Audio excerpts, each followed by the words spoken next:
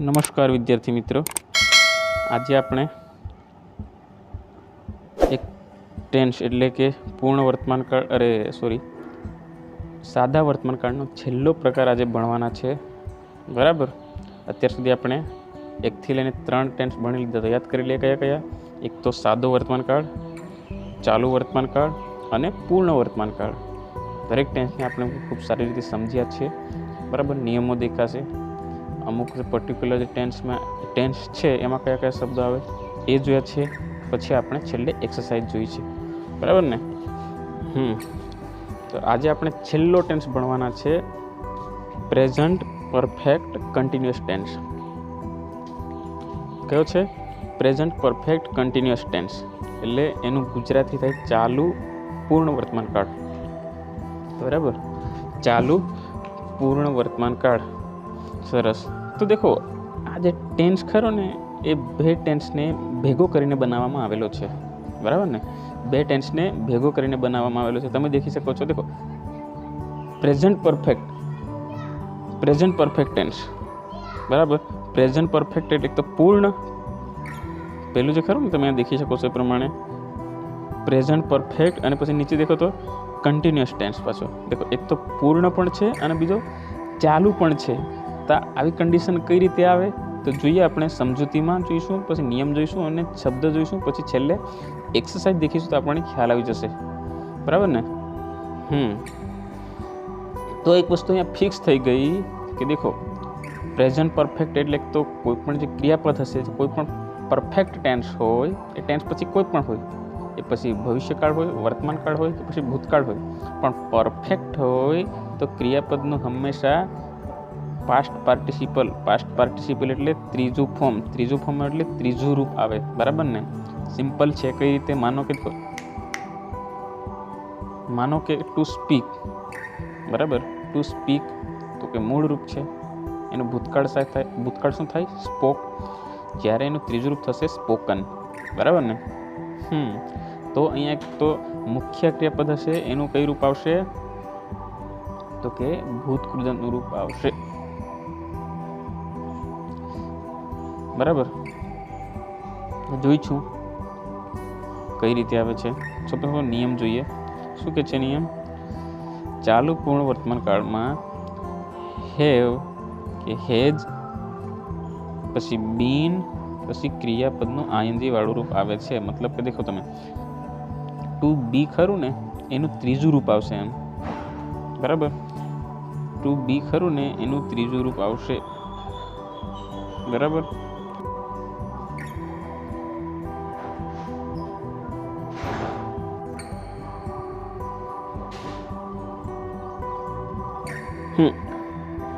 નિયમ જોઈએ.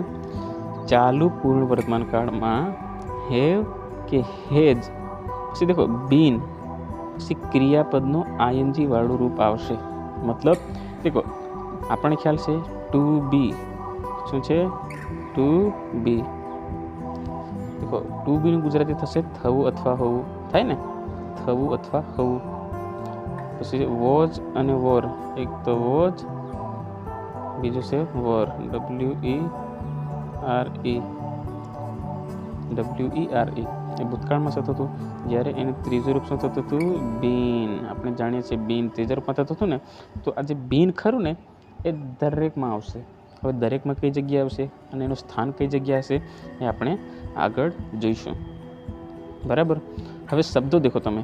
વર્ડ્સ કયા કયા શબ્દો તો કે સિન્સ અને ફોર. બરાબર. હવે તમને કદાચ પાછો એક સવાલ થાય કે સિન્સ અને ફોર તો પૂર્ણ વર્તમાનકાળમાં પણ આવતું હતું. હા, બિલકુલ ચોક્કસ સાચી વાત છે. બરાબર. પણ આ શબ્દો અહીંયા ચાલુ પૂર્ણ વર્તમાનકાળમાં પણ આવશે. બરાબર. પણ એને ઓળખવા માટેની સિમ્પલ છે. આપણે આગળ જોઈશું ત્યારે જેમ સમજૂતી જોઈશું. બરાબર. પછી એક્સરસાઇઝ દેખશું આગળ તો આપણને ખ્યાલ આવી જશે. દેખો, સિન્સ અને ફોર જેવા શબ્દો દ્વારા લાંબા ગાળાની ક્રિયા સૂચવાય છે. આવું લખેલું છે. બરાબર. તો જોઈએ સિન્સ અને ફોર શું છે, કઈ રીતે ઓળખાશે ટેન્સને. બરાબર. તો નેક્સ્ટ સ્લાઇડ તરફ આપણે આગળ જઈએ. શું છે હવે તો કે આના રૂપો લખવાના છે આપણે. શું લખવાનું છે? રૂપો લખવાના. તો હવે આપણે આ ચોથો ટેન્સ બને છે તો આપણને ખ્યાલ આવી જવો જોઈએ હવે રૂપો કઈ રીતે લખાય. તો ટુ ગોના ચાલુ પૂર્ણ વર્તમાન કાળના રૂપો. હવે દેખો આપણને ખ્યાલ છે પ્રમાણે આઈ સાથે શું આવે? હેવ હોય. શું આવે? હેવ હોય. વીની સાથે પણ હેવ હોય, યુની સાથે પણ હેવ હોય, અને સામે જે યુ છે એની સાથે પણ હેવ હોય. બરાબર ને? દેખો આ ખાસ છે આપણા માટે. દેખો હી, શી અને ઈટ, એટલે હી, સી, ઈટ એ ત્રીજો પુરુષ એક વચન કહેવાય. કહેવાય કે ના કહેવાય?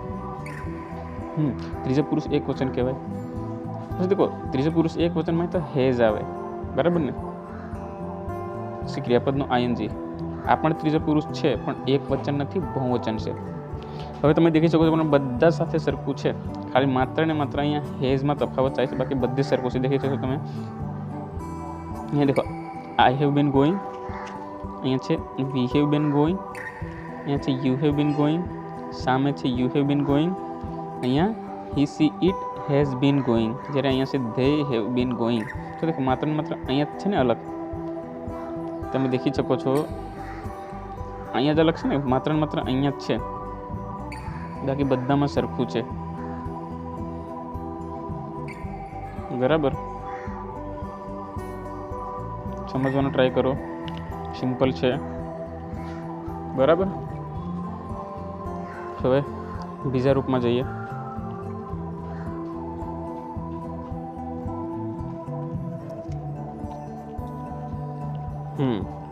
બીજું ટુ મેકના ચાલુ પૂર્ણ વર્તમાન કાળના રૂપો. શેના છે? ટુ મેકના. તો અગાઉ આપણે જે દેખી લીધું એ પ્રમાણે જ અહીંયા પણ આવશે. દેખી શકો છો આઈ સાથે હેવ, વી સાથે હેવ, યુ સાથે હેવ, યુ સાથે હેવ. બરાબર? હવે હી, સી, ઈટ એટલે કે ત્રીજો પુરુષ એક વચન કહેવાય, એની સાથે હેઝ. બરાબર? હી, સી, ઈટ સાથે હેઝ. બાકી દે હેવ છે ને, સિમ્પલ છે, આવડી જશે. બરાબર? અહીંયા પણ તમે દેખી શકો છો બધામાં એક વસ્તુ કોમન દેખવા મળે છે. તો કઈ છે જોઈએ. દેખો હેવ બીન, એક મિનિટ, મેક ને, સરસ. એટલે મેકનું મેકિંગ થશે, ક્રિયાપદનું તો આઈએનજી વાળું રૂપ આવે ને. બી ખરું ને, ટુ બી એનું ત્રીજું રૂપ આવશે. બરાબર? ટુ બી ખરું ને, ટુ બી એનું ત્રીજું રૂપ એટલે થર્ડ ફોર્મ આવશે. ત્રીજું રૂપ એટલે થર્ડ ફોર્મ આવશે. જ્યારે મેન વર્બ છે એનું ક્રિયાપદનું કેવું રૂપ આવશે? Past participle. કેવું આવશે? Past participle. પાસ્ટ પાર્ટિસિપલ એટલે ત્રીજું રૂપ. સોરી અહીંયા ભૂલ થાય છે. ટુ બી ખરું ને એનું ત્રીજું રૂપ આવે. બરાબર? ટુ બીનું ત્રીજું રૂપ આવે જ્યારે મુખ્ય ક્રિયાપદ હોય એનું આઈએનજી વાળું રૂપ આવે. તમે દેખી શકો છો પ્રમાણે મેકિંગ. બરાબર? ધે હેવ અહીંયા નીચે દેખાય છે તમને મેકિંગ. બરાબર? એટલે જે ટુ બી ખરું ને એનું ત્રીજું રૂપ આવશે જ્યારે મુખ્ય ક્રિયાપદ હશે એનું કેવું રૂપ આવશે? આઈએનજી વાળું રૂપ આવશે. મુખ્ય ક્રિયાપદનું કેવું રૂપ આવશે? આઈએનજી વાળું રૂપ આવશે. કેવું રૂપ આવશે? મુખ્ય ક્રિયાપદનું આઈએનજી વાળું રૂપ આવશે. બરાબર ને? હવે આપણે અહીંયા માત્ર બે રૂપો લખાયા, પણ હું તમને આપું છું શબ્દો. બરાબર? એ શબ્દો તમારે નોટબુકમાં લખી લેવાના છે. બરાબર? હું તમને જે શબ્દ આપું છું એ તમારે નોટબુકમાં લખી લેવાના છે. જેવી રીતે અહીંયા ટુ મેકના ચાલુ પૂર્ણ વર્તમાન કાળના રૂપો આવું લખેલું છે, તો તમારે લખવાનું છે. વાંધો નહીં, તમને બતાવું છું. શબ્દ લખું છું એ તમારે લખી લેવાના છે. બરાબર? તો જોઈએ કયા શબ્દો. દેખો ટુ સ્પીક, આના લખો તમે. ટુ સ્પીકના ચાલુ પૂર્ણ વર્તમાન કાળના રૂપો. બરાબર? પછી બીજું લખવાનું છે તમારે ટુ રાઇટ, WRITE, આનું લખવાનું છે. બરાબર? બે થઈ ગયા. હજુ એક લખવાનું છે તમારે ટુ સ્પ્રેડ, SPREAD. બરાબર? આનું લખવાનું છે. તો આટલાના લખી લેજો. બરાબર? અહીંયા ઓલરેડી બે આપેલા છે. મેં તમને જે 3 શબ્દ આપ્યા છે એટલે કે 2 + 3 5, એટલે તમારે જાતે લખવાના છે. બરાબર? સિમ્પલ છે, આવડી જશે. આપણે કોન્સેપ્ટ ક્લિયર કરીશું, પછી જ એક્સરસાઇઝ દેખીશું. બરાબર, એક્સરસાઇઝ દેખતા પહેલાં પૂર્ણ વર્તમાન કાળ આપણે અગાઉ ભણી ચૂકેલા છીએ એની ડિસ્કશન કરી લઈશું. પછી આ ટેન્સના વિશે કઈ રીતે સમજૂતી છે જોઈ લઈશું. ઓકે, સરસ.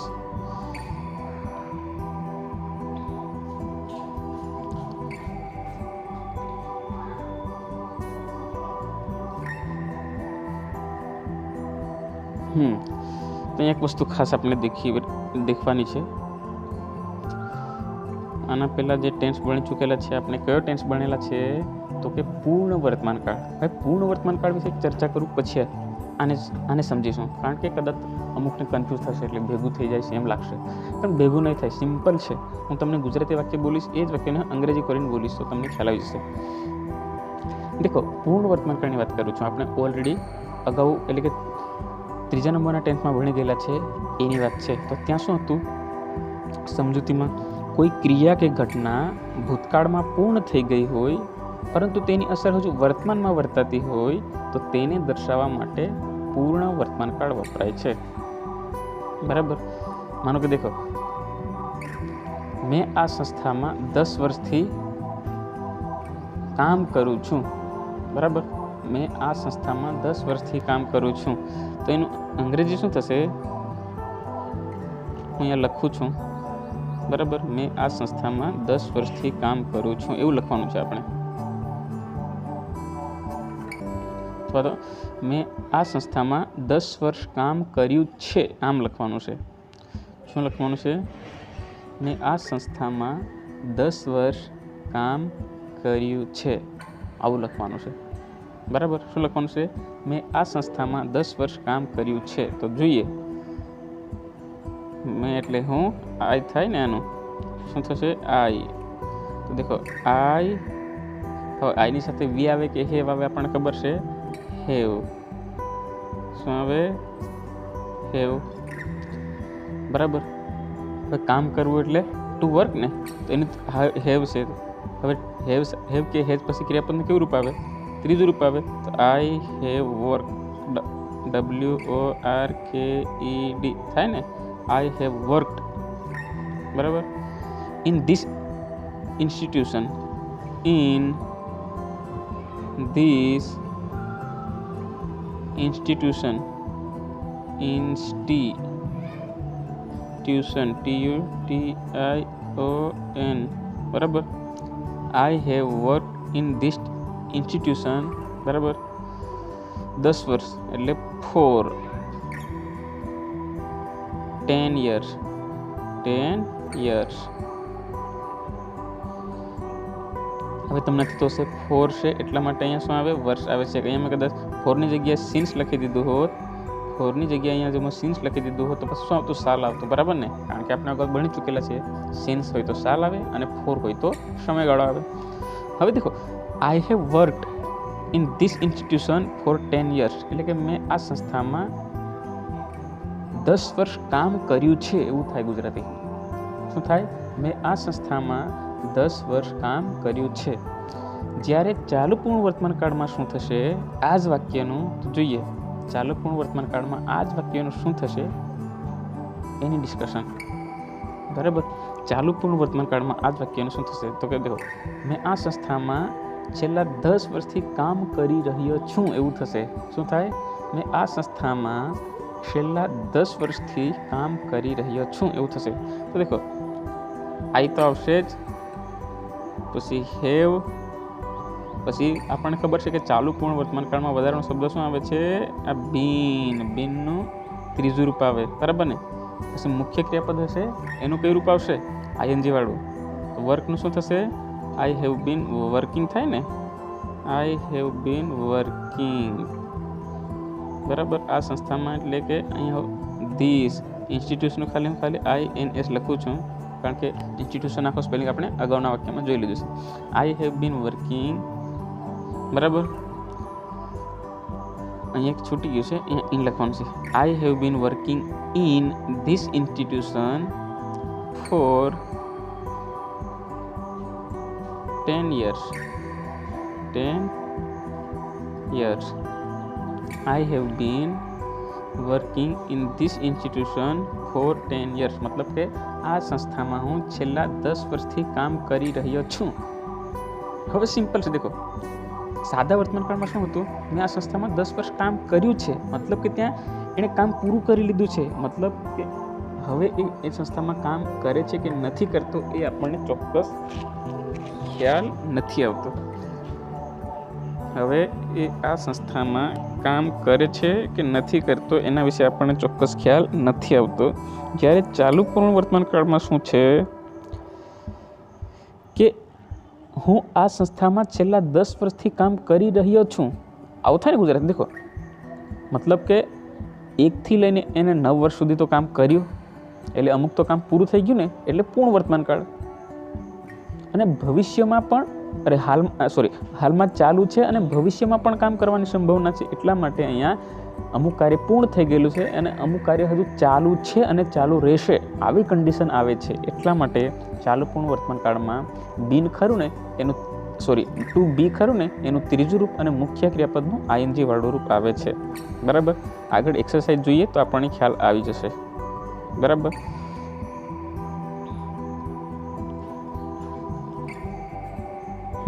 એક્સરસાઇઝ જોઈ લઈએ.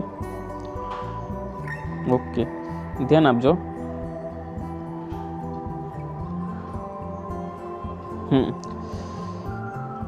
આ એક્સરસાઇઝ છે. બરાબર. પહેલા નંબરનો ધ ગવર્મેન્ટ એટલે સરકાર. બરાબર. ખાલી જગ્યા the bridge for several month. સરસ. દેખો તમે અહીંયા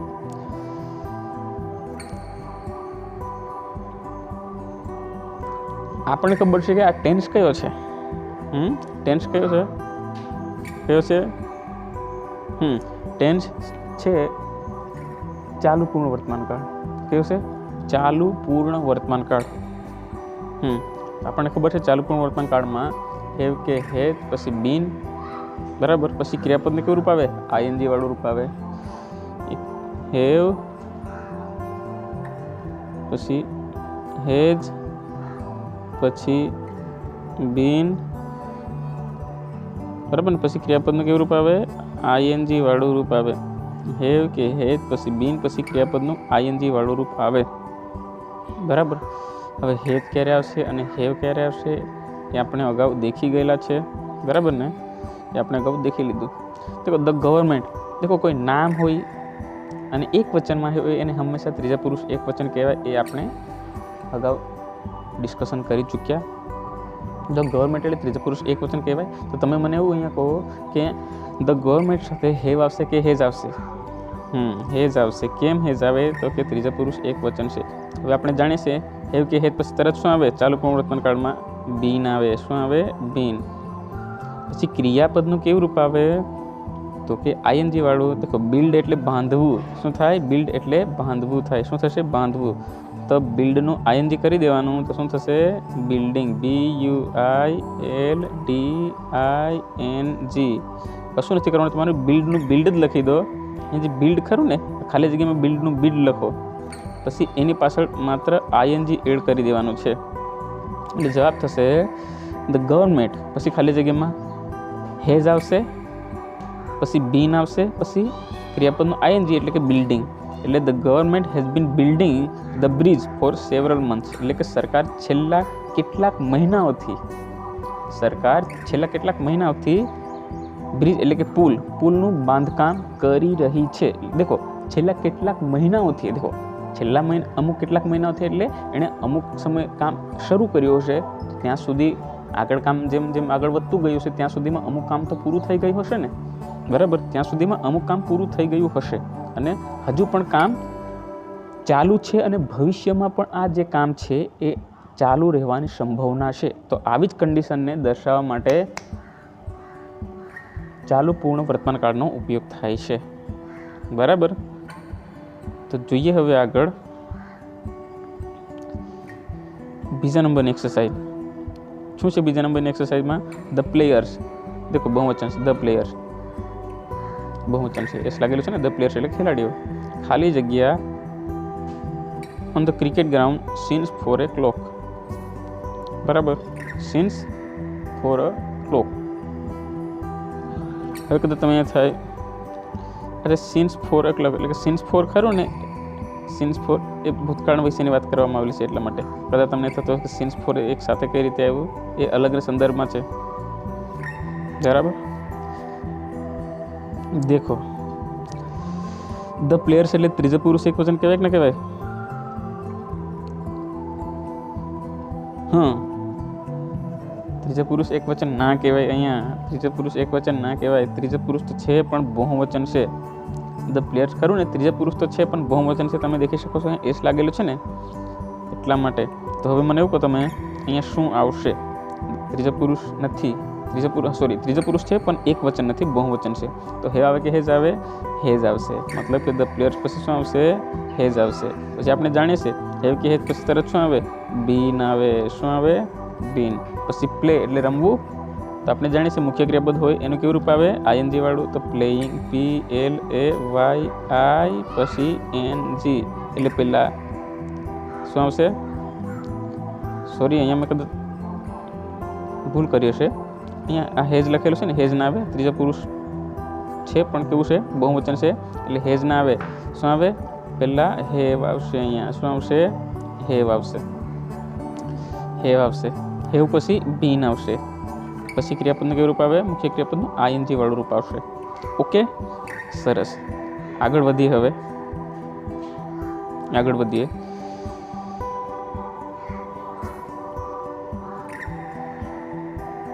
my father and mother. My father and mother મતલબ મારા માતાજી અને પિતાજી, મમ્મી અને પપ્પા. બરાબર ને? માય ફાધર એન્ડ મધર ખાલી જગ્યા at the gate to welcome the chief guest.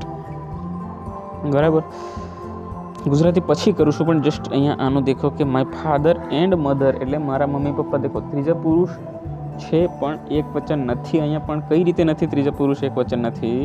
તો કે દેખો માત્ર ને માત્ર માય મધર એમ હોત, માય ફાધર અથવા તો માય મધર બેમાંથી કોઈ એક જ સિંગલ નામ હોત તો ત્રીજા પુરુષ એક વચન કહેવાતું. પણ અહીંયા સિંગલ નામ નથી, અહીંયા બે નામો છે. બરાબર ને? બે નામો કઈ કયા? માય ફાધર એન્ડ મધર એટલે બહુવચન થઈ ગયું. ત્રીજા પુરુષ છે પણ બહુવચન છે. તો આવું હોય ત્યારે શું આવે? હેવ આવે. આપણે જાણીએ છીએ શું આવે? હેવ આવે. પછી શું આવે?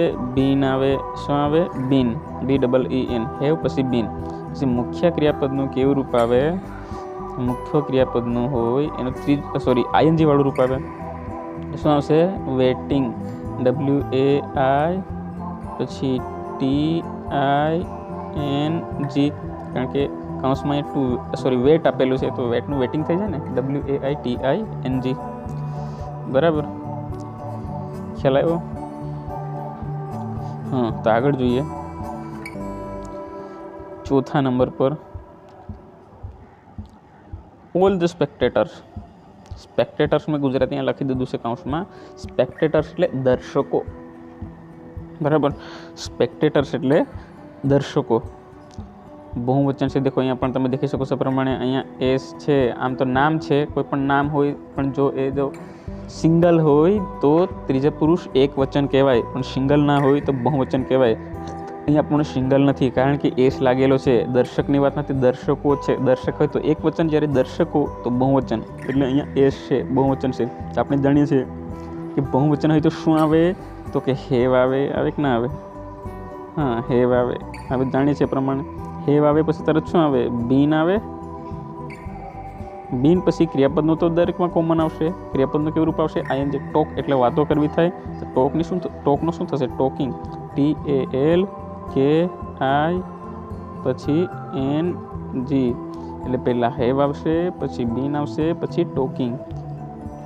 કૌંસમાં જે અહીંયા ટોક આપેલું છે એ બેઠું લખો અને એની પાછળ માત્ર ને માત્ર આઈએનજી લગાડવાનું છે. બરાબર, આગળ વધીએ. તમે સમજ્યા છો આ વાક્યને?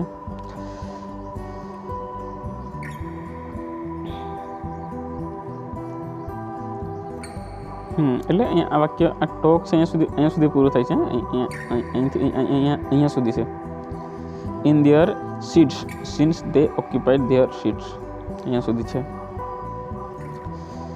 હવે આવે છે 5મા નંબરનું વાક્ય. કયા નંબરનું? 5મા નંબરનું વાક્ય. 5મા નંબરમાં શું છે? ધે. સરસ. આપણે હેવનું રૂપ લખવાનું છે અહીંયા. હવે તમે કહો મને, ધે એ ત્રીજા પુરુષ એક વચન કહેવાય કે બહુવચન કહેવાય? તો ધે એ ત્રીજા પુરુષ તો છે પણ બહુવચન છે, તો ધેની સાથે શું આવશે? હેવ આવશે કે હેજ આવશે? શું આવશે? હેવ આવશે. ધેની સાથે હેવ જ આવે ને, હેવ આવશે. પછી આપણે જાણીએ છીએ હેવ પછી શું આવે? બીન આવે ને, બરાબર ને? ધેની સાથે શું આવે? હેવ આવે. હેવ પછી શું આવે? બીન આવે. આપણે કાઉન્સમાં શું છે? હેવ. હેવના આધારે મૂકવાનું છે. હેવ એટલે પાસે હોવું થાય. હેવ એ ક્રિયાપદ છે, બરાબર? તો મુખ્ય ક્રિયાપદનું આપણે જાણીએ છીએ પ્રમાણે કેવું રૂપ આવશે અહીંયા? આઈએનજી ને. તો હેવનું શું થશે? હેવિંગ. WHAVING. ક્લિયર થયું ને? ક્લિયર થયું. પહેલાં શું આવશે? હેવ. દે છે ત્રીજા પુરુષ બહુવચન છે એટલે હેવ આવશે. પછી આપણે જાણીએ છીએ પ્રમાણે દરેકમાં બીનનું ત્રીજું રૂપ આવે ને, સોરી ટુ બી છે એનું ત્રીજું રૂપ બીન.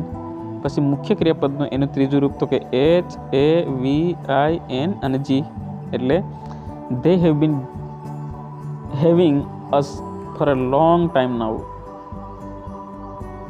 બરાબર? ઓકે, તો આગળ વધીએ હવે.